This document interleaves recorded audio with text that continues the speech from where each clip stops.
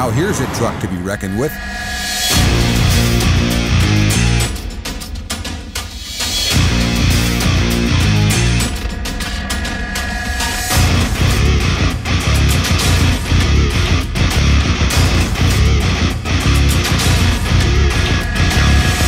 £92,000 gross vehicle weight, 8-wheel drive, 600 horsepower, 2,050 pound-feet of torque, and a 306-inch wheelbase. This truck lives for roads that would break your average highway hauler in half. It's Freightliner's Extreme Heavy Haul 122 SD. Hi, I'm Jim Park with today's Trucking's Ultimate Test Drive Series. We're here at the Stony Point Rock Quarry in Cotati, California with this great-looking Freightliner 122 SD 8x8 Ultra Heavy Haul oil tanker. We're going to get up close and personal with it here in just a minute, find out some of the features of that truck, so why don't you follow me over, we'll have a closer look at it. Vocational trucks are distinctly different from on-highway freight haulers. More often than not, the truck is not much more than a platform that delivers some other piece of equipment to a job site, like a crane or a vacuum truck. In this case, a tank, designed for hauling crude over mostly off-road terrain. It's not a workplace for the faint of heart, or I should say the faint of chassis. Up to this point, we've only taken on-highway trucks out for the ultimate test drive, so I'm pretty stoked about making this Freightliner 122 SD our very first vocational test drive. So what makes a vocational truck different from an on-highway truck? Here to explain the difference is Freightliner's General Manager of Vocational Sales, Richard Sayward. Vocational trucks are primarily tools. So vocational trucks are used by people to affect things in their environment. Construction, they're used to bring material in and out of a job site. They're used to excavate. Some of the criteria that you have to meet for your customers is you've got to provide a platform that they're going to mount their equipment on that can be stable and durable. So I think a customer is always looking for durability. And durable it'll have to be to survive 10 years of running around on Alberta's oil fields, and that's where this truck is going to see the bulk of its service. Let's take a walk around and see what she's made of. So let's start with the front end of this thing. 23,000-pound drivable steer axle. It's got a driver-controlled diff in it, 23,000-pound flat-leaf springs, and a 2-speed transfer case. What more could you want? If you get into some tough stuff, you got 3 axles driving at the back, and if you need one more, reach down, flick the diff lock, and up you go. No stopping this puppy. Right behind that, we've got the battery box, and an extra step on here you'll notice because this thing is so darn tall. Here we've got a 23-gallon DEF tank. That's the maximum capacity, so if these guys are working out in the field for a day or two, they're not going to be running short of diesel exhaust fluid. Got a 70-gallon fuel tank here, 120 gallons on the other side, but Freightliner recently went to a 25-inch tank so they could make some room in the back of the cab. We'll show you up here later, but right behind the back of this cab, it's completely flat, and that's to help the bodybuilders get all their equipment on the back there. What we couldn't see in that clip was the 1,700 square inch radiator, the Fabco 2-speed transfer case, the 7/16 by 13 1/8 inch steel frame rail with 1/4 inch inserts, a rock guard, and a skid plate. Now let's check under the hood.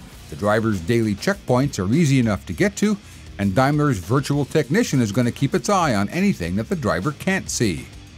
Up here we've got the DD16 600 horsepower, 2050 pound-feet of torque.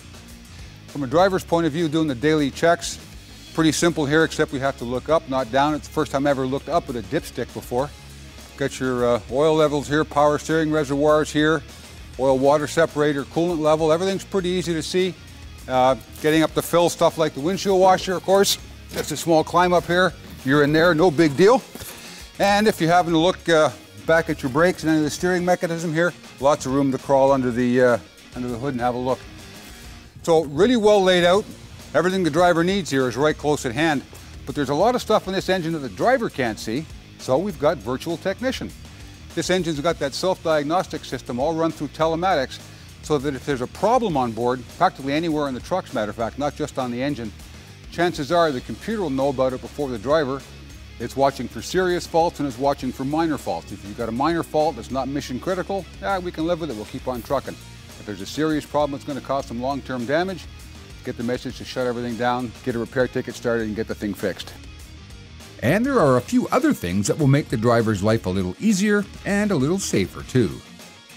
Up here in the front still, we've got a fiberglass hood, all fiberglass one-piece hood. We've got the corrosion-resistant aluminum Freightliner cab that's been proven through the years. We've also got a great looking stainless steel sun visor that gives that truck that sort of classic look. And a really thoughtful piece here is the two-piece windshield. A lot of the on-highway trucks now are going to the wraparound windshields for fuel economy. That's not a really big deal out in the oil patch, but every time you throw a rock through that windshield, it's going to cost a ton of money. So we've got a two-piece windshield, a lot easier to repair and maintain. The doors on this one are actually really cool. We've got a two-piece insulation strip in here. One's for the wind, one in the cold weather, the other's for sound. And it's a steel reinforced door, so it's really solid, and you can tell that when you close it. Up front here, we've got these sexy new LED headlights. If you've ever seen these work in the dark, you'd be amazed at the difference between the LED and the halogen. So what a great place for bright headlights when you're working out in the oil patch. No street lights out there. Up here on the front, we've got these Michelin XZL 445 65R 22.5 on-road, off-road tires. Pretty standard in the oil field in places where you get some pretty rugged terrain. You'll notice here as well, we've got the tire pressure management system on this truck. A little sensor right here in the valve cap. And around back, we've got the airway strain gauge to sense the amount of weight that's on the steer axle. Another feature to help the driver know how much he's loading onto the truck. Well, that about covers a lot of the cool stuff up front. Now let's take a walk around back and check out the tri-drive rear axles and the tank body. Right back here on the back, we've got this 69,000-pound tri-drive axle assembly. Each axle is good for 23,000 pounds. We've got the Freightliner airliner suspension on each one.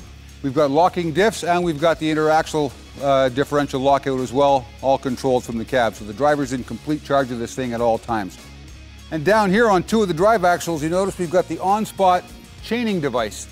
That's a driver-controlled option as well. Flick of the switch, it deploys a chaining mechanism, so the driver's got virtually instant traction without having to get out and sling all the jewelry every time he gets into a tough spot. And up here on top, we've got the Truck Evolution 6,000-gallon, 22.8 cubic meter oil tank. It's good for sour crude or crude oil. They can pressure or vacuum load or unload this thing, all right here in the control cabinet for the driver to use. If you weren't already aware, the SD in 122 SD stands for severe duty. As we've seen, this truck is built to take on some pretty big, pretty tough jobs. As Richard Sayward mentioned earlier, these trucks have to be durable. The customers have a lot riding on their choice of chassis, putting a lot of pressure on Freightliner to make sure they've tested and retested these things to within an inch of their lives, and even beyond sometimes, to make sure they're up to the challenge. Vocational trucks, you just have to design it tough, and that's where we run a tough test engineering department at Freightliner in Portland. We've got an individual up there, Al Pearson, who runs our truck testing department, who's a truck guy. It's in his blood, and he tests things. He cycles doors and see what it would take to have the durability for the 10-year life cycle. So we test the heck out of our trucks before we put them in the customer's hands. So what's left but to take the thing out for an ultimate test drive? While we couldn't find anything here in Napa, California that replicated the oil fields of northern Alberta, we did manage to find a tricky little two-lane road just a few miles from our base here. Let's go check it out. I'm Jim Park for today's Trucking's Ultimate Test Drive. Drive it like you own it and keep your revs down.